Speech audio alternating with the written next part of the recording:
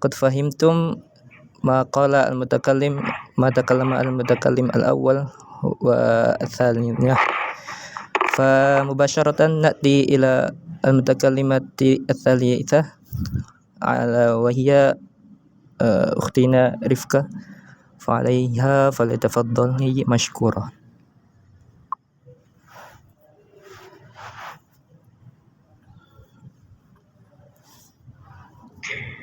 Assalamualaikum warahmatullahi wabarakatuh. Subahul khair teman-teman semuanya. Terima kasih atas kesempatannya yang diberikan. Untuk yang ketiga ini, nanti saya akan mempresentasikan tentang penggunaan Mendeley, salah satu tools referensi manager yang sangat bermanfaat untuk kita, apalagi yang untuk mahasiswa akhir. Maka dari itu teman-teman jika belum mempunyai Mendeley silakan di-download terlebih dahulu. Kemudian kita akan bersama-sama untuk prakteknya. Itu. Oke. Jadi kalau yang kemarin itu kan teman-teman sudah yang mengikuti kelas literasi kemarin itu kan sudah praktek ya. Nah, ini untuk kebanyakan yang belum kita ulangi lagi, apa ya. Oke, jadi Mendeley itu salah satu tools referensi manager yang ada dari sekian banyaknya referensi manager. Dan apa sih Mendeley itu? Mendeley adalah program untuk membuat citasi dan referensi manager yang berbasis desktop dan web, banyak digunakan oleh peneliti dan akademik dalam mensitasi atau mengutip sumber-sumber referensi karya tulis ilmiah, baik berupa jurnal maupun yang lainnya. Seperti itu. Kemudian, sekilas informasi, Mendeley itu penggunanya harus menyimpan semua data dan salinannya pada server, dan Mendeley Web menyediakan ruang tempat penyimpanan sebanyak 2 GB.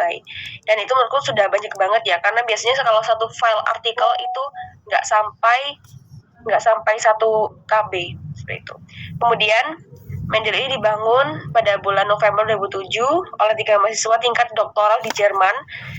Versi pertama dirilis pada bulan Agustus 2008. Dan timnya terdiri dari para peneliti, alumni, dan pengembang dari berbagai lembaga. Dan investornya antara lain mantan pendiri Skype, mantan kepala strategi digital di One Music Group, serta akademisi dari Cambridge dan Johns Hopkins University. Jadi kalau Mendeley ini ada di bawah dari Elsevier, perusahaan Elsevier. Kemudian fungsi Mendeley yang pertama yaitu untuk membuat citasi dan daftar pustaka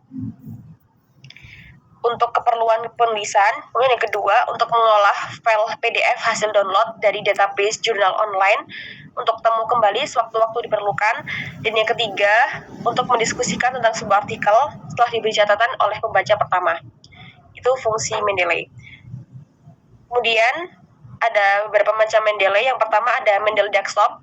Mendeley Desktop ini adalah Mendeley versi yang lama. Kemudian ada yang versi terbaru yaitu Mendeley Reference Manager yang warnanya lebih cerah.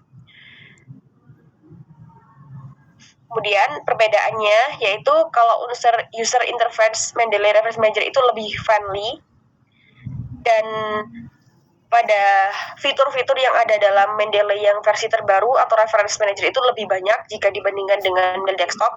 Seperti contohnya kemarin yang telah disampaikan, kalau Reference Manager itu nanti kita bisa sharing tentang sumber-sumber yang sudah kita ambil, kita bisa sharing ke orang lain dengan cara memasukkan emailnya kayak gitu. Tapi kalau di desktop tidak ada. Kemudian yang ketiga, kalau Mendeley Desktop itu lebih cocok pada perangkat Microsoft tahun 2019 ke bawah, sedangkan Mendeley Reference Manager itu 2019 ke atas. Jadi itu disesuaikan dengan Microsoft-nya teman-teman semuanya. Seperti itu. Jika kalau punya teman-teman 19 ke bawah, maka cocok pakai desktop. Kalau ke atas, cocoknya pakai Reference Manager kayak gitu. Kemudian yang keempat yaitu penggunaan Mendeley Desktop itu tidak harus terhubung dengan koneksi internet. Hal ini berbanding terbalik dengan Mendeley versi terbarunya. Seperti itu. Oke, langsung saja. Jadi tutorial mendownloadnya yaitu kita bisa ngetik pada Google ini, download Mendeley Desktop for Windows.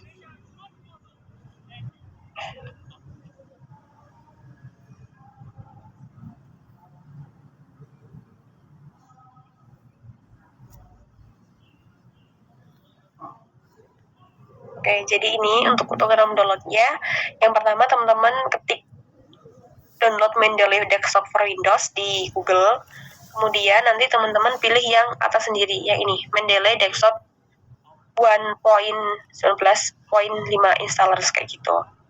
Jadi ini tutorial untuk desktop ya teman-teman, karena laptopku ini prefernya ke desktop, jadi kita prakteknya yang Mendeley Desktop seperti itu. Kemudian nanti akan ada kayak gini, teman-teman klik yang ini, Mendeley Desktop 1.19.5 for Windows. Kita tunggu sampai download, sampai selesai mendownloadnya. Kemudian nanti akan ada seperti kayak memasukkan email kayak gitu.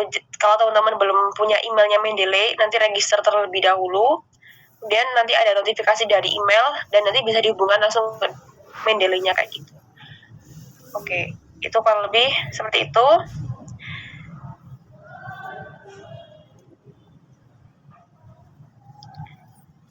Kita praktek langsung aja ya teman-teman semuanya.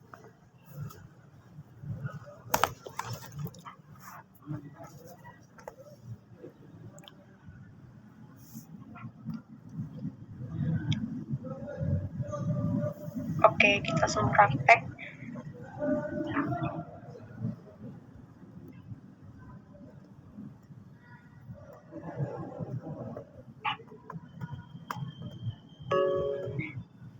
Ini adalah tampilan Mendeley-nya yang desktop. Jadi di sini ada, kita mengenalkan fitur-fiturnya ya. Jadi di sini ada beberapa fitur. Yang pertama ini ada file. File ini untuk memasukkan file-file artikel kayak gitu. Kemudian juga bisa langsung masukkan foldernya artikel. Kemudian juga bisa melihat folder atau add entry manually. Add entry manually ini adalah jika teman-teman misalnya mencari sumber, jadi teman-teman bisa entry manually kayak gini. Juga tergantung apa jenisnya dari sumbernya. Yang pertama itu ada buku. Kalau dari buku kita tulis jenisnya buku. Kemudian ada book section, ada ensiklopedia dan sebagainya. Ada jurnal artikel kayak gitu. Kalau dari jurnal artikel berarti yang jurnal artikel kayak gitu. Atau mungkin kalau dari web page atau dari kayak di media-media online kayak seperti itu, berita itu kita ketiknya di sini web page kayak gitu. Kemudian juga tergantung dengan apa yang diambil ya. Kalau skripsi itu atau tesis disertasi itu biasanya tesis yang ini gitu. Jadi nanti teman-teman masukkan title, judulnya apa, terus nama autornya, nama penulis, tahun, halaman yang dikutip, seperti itu. Ini departemen, fakultasnya, univnya apa, seperti itu. Nanti langsung bisa masukkan gitu. Itu jadi untuk mengutip skripsi. Kemudian di sini ada edit. Kalau edit ini untuk ini aja sih, kayak cut, copy, paste seperti itu.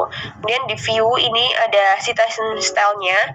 Jadi kan nanti itu kan ada banyak ya teman-teman. Biasanya itu kita itu menulis citasi atau sumber itu tergantung dari author guidelines-nya atau permintaan dari jurnalnya seperti itu. Atau mungkin kalau skripsi biasanya itu kalau bahasa Arab itu pakai footnote. Nah, footnote itu adalah stylenya itu Chicago yang ini. Kemudian kalau endnote, footnote itu biasanya APA yang edisi ke-7 kayak gitu. Nah, oke, kayak gitu. Kita langsung masuk di Word ya. Jadi ini aku udah ada contoh artikel. Ini contoh artikelnya. Nah,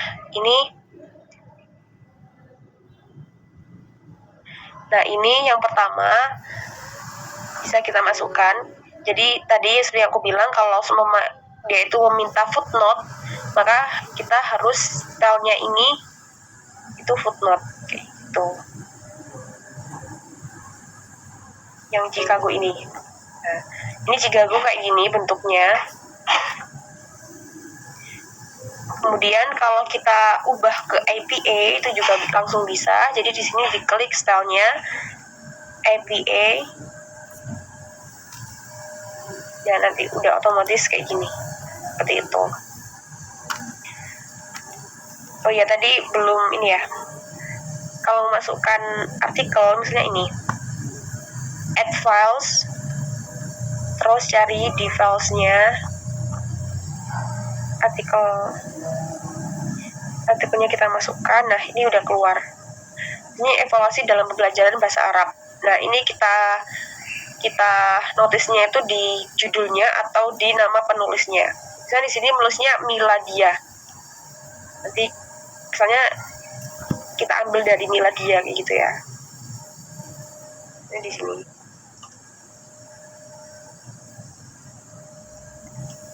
Kita ketik Miladia, kemudian kita pencet OK. Nah, ini udah keluar Miladianya seperti itu. Nanti juga otomatis di daftar pustaka atau bibliografi itu langsung ke update tambahan dari Miladia seperti itu, teman-teman. Ya, kayak gitu. Kemudian misalnya nih teman-teman mau ngambil salah satu ini ya,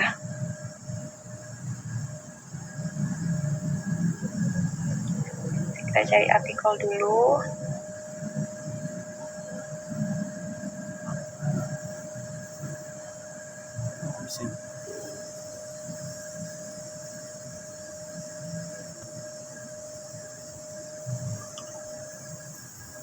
Misalnya ini.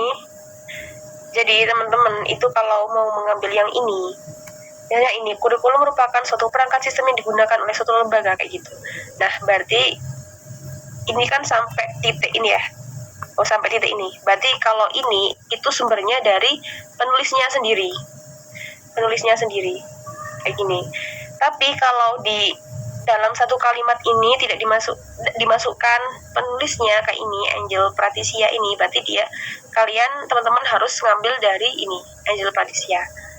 Misalnya aku langsung ke bagian referensi, kita copy paste, kemudian kita masuk ke Scholar.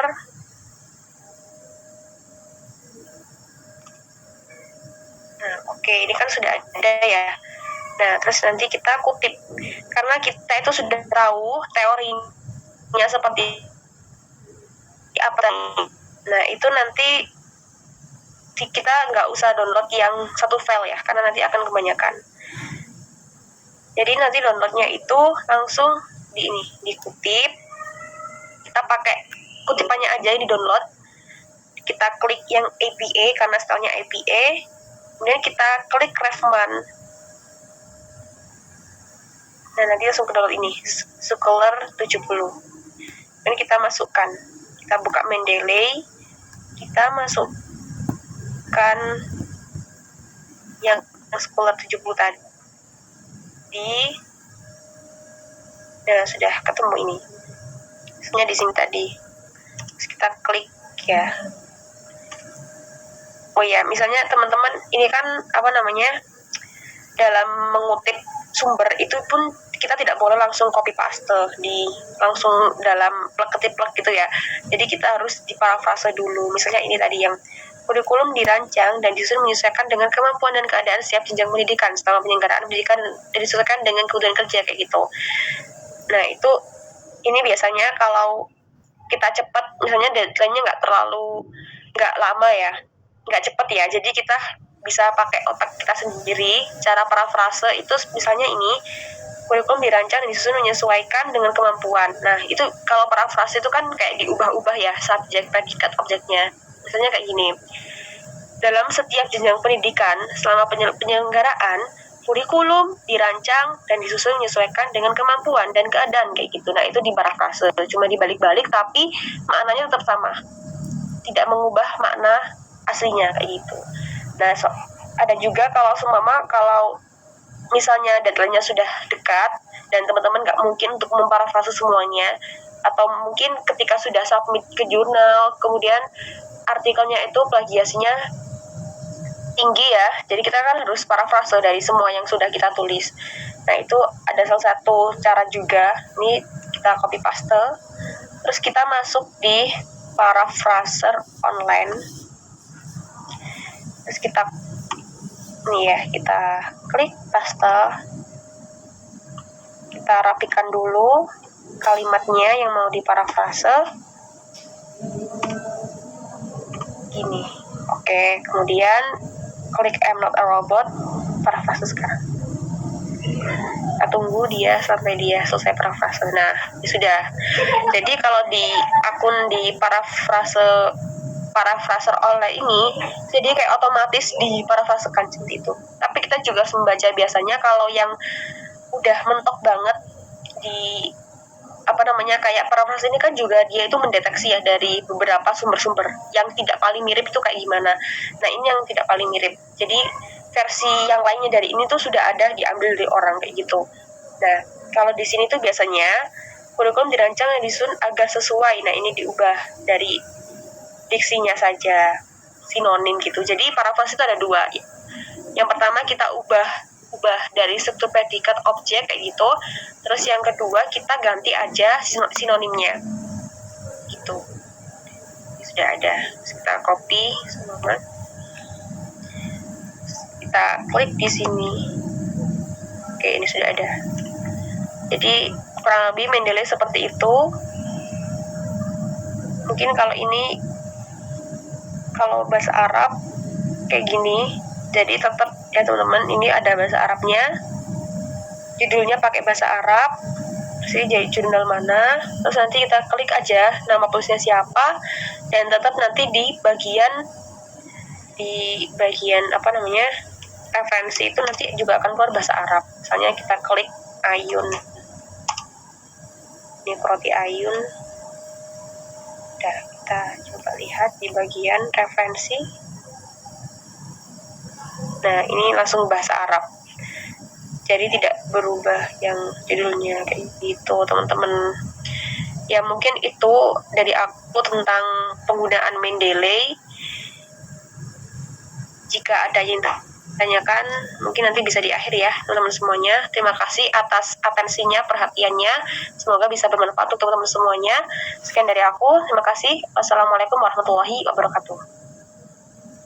Waalaikumsalam warahmatullahi wabarakatuh. Syukran kathiran. Syukran kathiran ala khitabiha. Fal'an na'ti ila al-mutakallim al-akhir ala wa huwa akhina al-karim akhi Arina. Falyatafaddal mashkura. Baik, terima kasih. Sebelumnya saya boleh minta tolong ada yang menampilkan PPT saya tidak ada device yang mumpuni.